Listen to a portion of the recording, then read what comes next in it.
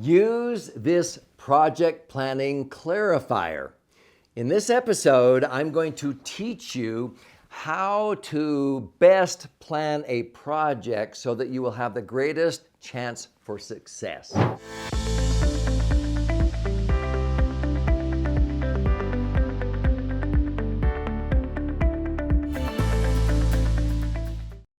So I'm Doug Andrew, and I'm passionate about providing insights for people who want to improve their lives. And this is what motivated me to write 11 books so far, but also it motivated me to develop 20 thinking tools so far. And I've had such incredible responses of gratitude for sharing these tools with people that I told them about the tool, how to use it. They filled it out and they said, oh, wow. That was so simple, but so profound. And so in this episode, I'm going to show you a Project Clarifier tool that I developed because I probably have 10 to 20 projects in my head at any given time. And what I do is I sort of pick the top 5 every quarter because I actually have a project manager. So what I have to do is get zeroed in on the top 5 projects I want to focus on for the next 90 days. But before I even introduce them to my project manager, what does a project manager do? He makes the idea real. See, I make it up. He makes it real, and then I have process managers that make it recur in a very systematic, predictable process like a well-oiled machine. And so this is magic, but whenever I communicate those 5 projects to my project manager, I fill out a sheet for every one of those 5 projects. So I'm going to go through this step by step. I want you to just listen to how this works, and at the end, I'm going to show you how you can get a copy of this Project Clarifier. So let's say that one of my projects for the next 90 days is to get my next book written. Yeah, I can write a book now in 36 hours because of this tool. And I simply dictate a chapter maybe once a week in about 2 or 3 hours, and I have an interviewer and they ask questions, they stop sometimes, and they say, give me an example, tell me a story, and I'm able to write a 12-chapter book in 36 hours, but I do it by filling out a Project Clarifier first.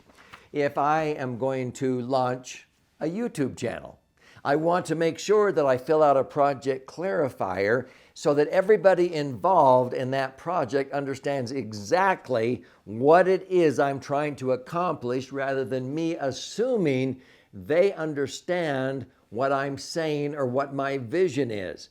Sometimes we waste so much time, energy, money, resources thinking that other people understand what your idea of a project is because you explained it, but they do not know the success criteria.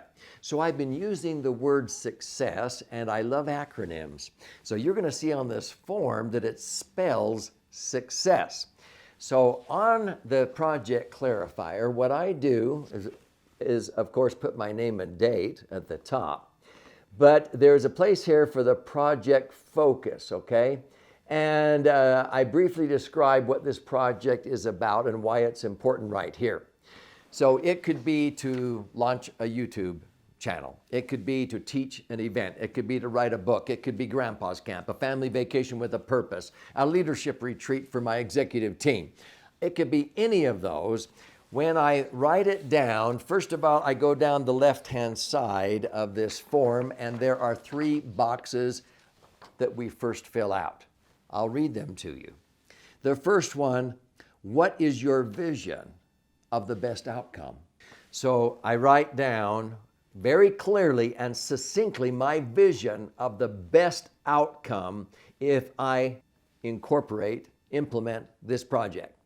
So, oh my heavens, this is what I want. I want this book to be a bestseller on the New York Times bestseller list. I want to go through 100,000 copies. I want it to empower people. I want it on and on and on. So the best outcome.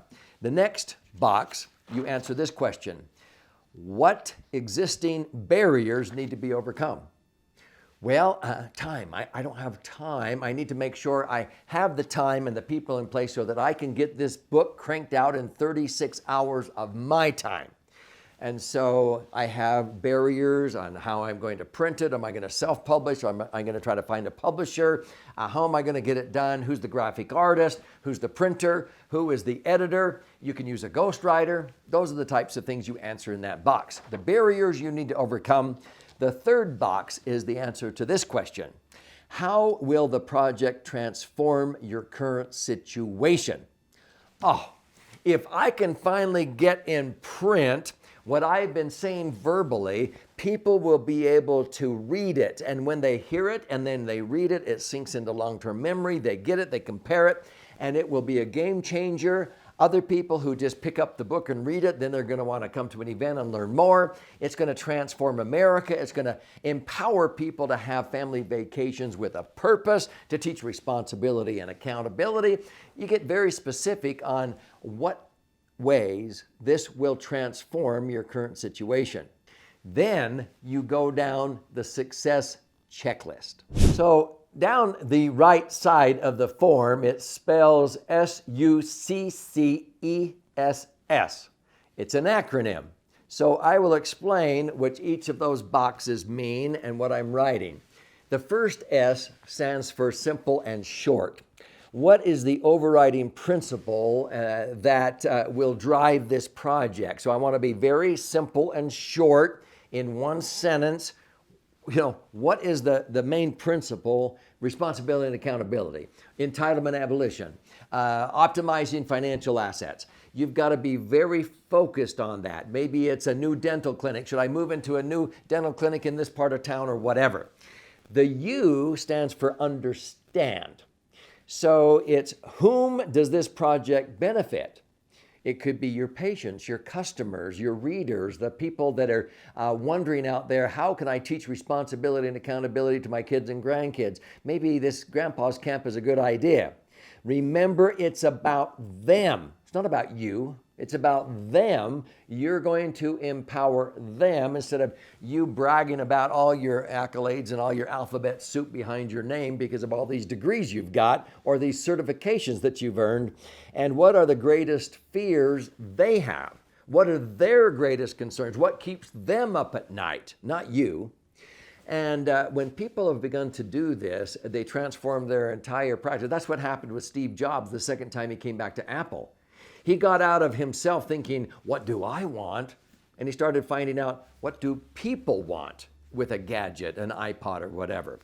That comes down to the two C's in the word success. The first C is clarity. So the answer in that box is what needs to be true when this project comes to fruition to alleviate the concerns. In other words, those fears and concerns, what needs to be true?